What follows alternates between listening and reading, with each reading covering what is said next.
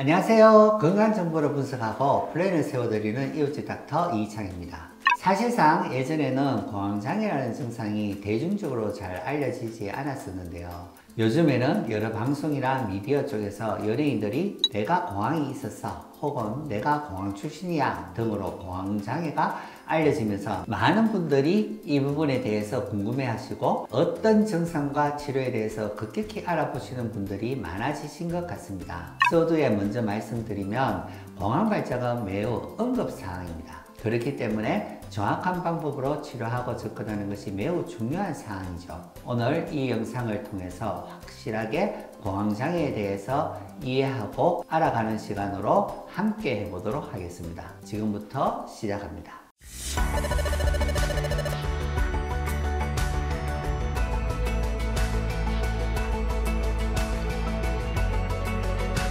타이밍.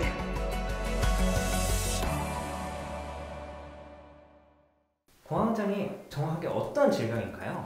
네, 공황장애는 불안장애에 해당하는 질병이죠. 실제 증상인 불안은 지금 주인님의 건강이 안 좋아요 하는 신호를 보내는 것입니다. 그래서 불안 증상이 있으면 뭔가 내 몸이 안 좋구나 하고 건강을 체크해 봐야 되는 거죠. 그래서 불안이 있으면 내가 뭔가 잘못 생각하는 것이 있는가? 마음을 불안하게 하는 스트레스가 있는가? 하면서 정신적인 원인을 알아봅니다. 그리고 신체적으로 불안의 증상이 심장이 두근거리고 맥박이 빨라지고 숨이 차게 됩니다. 그래서 심장 검사를 하게 되고 가슴 엑스레이를 찍으면서 신체적으로 병이 없는가를 확인하게 되는 거죠. 그런데도 검사상에서 병은 없고 정상으로만 나오고 나는 불안 증상을 자꾸 경험하게 되는 거죠.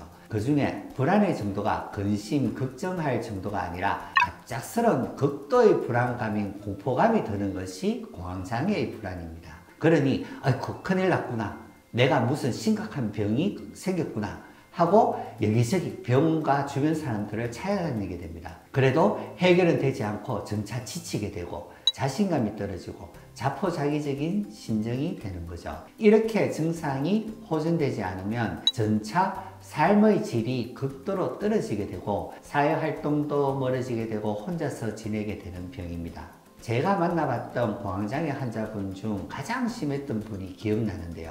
연세가 약 50대 중반의 여성분이셨어요. 그분은 거의 동네를 벗어난 적이 없었다고 할 정도로 불안 증상 때문에 아무 데도 못 가고 집 근처에서만 다니면서 지냈다고 합니다. 아주 큰 마음을 먹고 몇 날 며칠을 마음다짐을 하고서 겨우 백화점이나 병원에 한 번씩 다니곤 했었다고 합니다. 그래도 자신의 병이 뭔지 확인되지도 않고 단지 내 성격이 이래서 그렇구나, 이렇게 살 수밖에 없구나 하면서 지내왔었다고 합니다. 또 길을 가다가도 익숙한 길, 특히 화장실이 있는지 확인이 안 되는 곳으로는 절대 가지를 못하고 5분에서 10분마다 화장실을 갈 수 있어야지만 큰 마음 먹고 길을 나섰다고 했습니다. 그러한 생활이 너무 안타까웠고 애처로웠습니다. 치료를 하면서 약 3, 4개월 지나면서 1시간 정도의 차를 타고 화장실 생각 없이 잘 다닐 수 있게 되었다면서 여행 계획을 세우기도 하시는 모습을 보면서 다행이다, 제가 큰 안도감이 들었었습니다. 그렇다면 원장님, 본인 스스로가 공황장애인지 체크해 볼 수 있는 방법이 있는지 궁금합니다. 공황장애는 공황 발작 증상이 반복해서 나타나고 또 증상이 나타날까 두려움과 뒤에 나타날 신체적 증상에 대한 과도한 걱정으로 거대한 사항을 피하려는 행동이 뒤따르는 병입니다. 여기서 공황 발작의 진단은 13가지로 증상이 나눠지는데요. 첫 번째, 가슴이 두근거린다. 두 번째, 땀이 난다. 세 번째, 몸이 떨리고 부들거린다. 네 번째, 숨이 가쁘고 답답하다. 다섯 번째, 질식할 것 같다. 여섯 번째, 흉통이나 가슴이 불편하다. 일곱 번째, 메스꺼움이나 복부 불편감이 있다. 여덟 번째, 어지럽거나 불안정하며 멍하고 쓰러질 것 같다. 아홉 번째, 춥거나 화끈거린다. 체온 조절이 잘 안 되는 거죠. 열 번째, 감각이 이상하다. 따끔거리거나 감각이 둔해지는 현상입니다. 11번째, 비현실감으로 내가 아닌 느낌이나 현실이 아닌 느낌이 든다. 12번째로는 스스로 통제할 수 없거나 미쳐버릴 것 같은 두려움이 있고, 13번째, 죽을 것 같은 공포 이렇게 나눠집니다. 이 중에 4가지 증상 이상이 10분 내로 동시에 나타나서 내가 통제력을 상실할 정도의 상태에 빠져드는 상태가 일어나는 것을 공황발작이라고 진단합니다. 증상들을 듣기만 해도 공포스러운 불안감이 들기 시작하지 않습니까? 이러한 증상들을 경험하시니 얼마나 환자분들이 힘드시겠어요. 그렇다고 뚜렷한 진단도 못 받고 내가 이런 상태로 살다가 죽어야 하는 모양이다 하면서 전국에는 우울증까지 악화되니 말입니다. 원장님, 그러면 하이맵 의원에서는 공황장애 치료를 어떻게 접근하시는지 궁금합니다.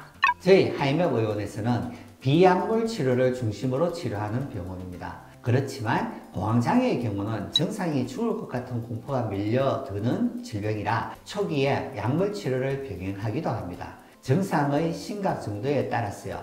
그러면서 이러한 증상이 왜 일어나는지를 자율신경계와 뇌기능을 포함하여 기능의학 검진을 통해 환자분들의 건강 상태를 분석하고 어떠한 부분이 문제인가를 알아내어 건강을 회복시키기 위한 플랜을 세워 환자분과 함께 건강을 되찾아가는 프로그램을 제시하고 제안해 드립니다. 그리고 정약뇌파를 분석하여 뇌의 어느 부분이 문제이고 뇌의 연결성이 건강한지를 평가하여 정신건강의학과 전문의인 제가 직접 TMS를 하면서 짧은 상담을 병행하여 도움을 드리고 있습니다. 공황장애 치료를 위해 환자 스스로에게 도움이 되는 것들은 어떤 것들이 있을까요? 처음에 말씀드렸듯이 불안은 원래 주의를 경계하고 위험을 알아채고 벗어나기 위해서 각성을 하라는 신호인데요.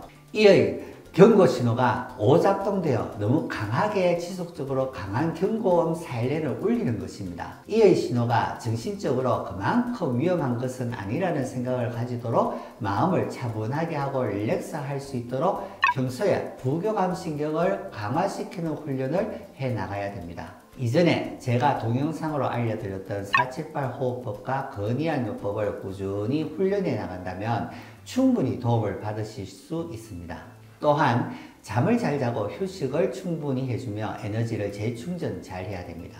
잠은 어떤 병이라도 가장 기본적이고 가장 중요합니다. 그만큼 수면 또한 아주 어려운 문제이기도 하죠. 자신의 성격을 볼 때 너무 전투적이고 충동적이며 짜증과 화를 잘 내는 성격이고 가만히 있지 못하고 일이나 하다못해 집안 청소라도 해야지만 직성이 풀리는 성격이시라면 더더욱 차분하게 멍 때리며 가만히 있을 수 있는 것을 즐길 수 있는 상황을 가지도록 노력하고 훈련하셔야 됩니다. 운동도 너무 열심히 하시면 안 됩니다. 비가 오나 눈이 오나 할 수 있는 가벼운 운동을 바빠도 시간을 낼 수 있는 정도의 시간을 꾸준히 해나가면서 몸의 긴장도를 줄이도록 해나갑니다. 식습관도 중요하죠. 불안이 있으신 분은 특히 자극적인 음식을 피하고 탄산음료와 커피 등의 카페인 음료 그리고 술을 멀리해야 합니다. 특히 알코올을 즐기시는 분들이 공황장애가 많습니다. 나중에 알코올에 대해서도 다뤄보겠습니다. 다시 한번 말씀드립니다.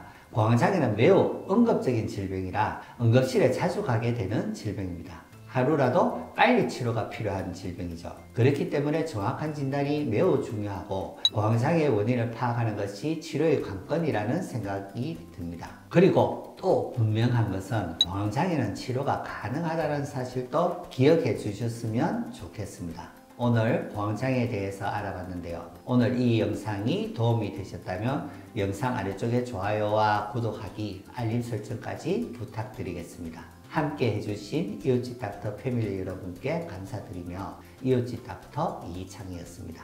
감사합니다.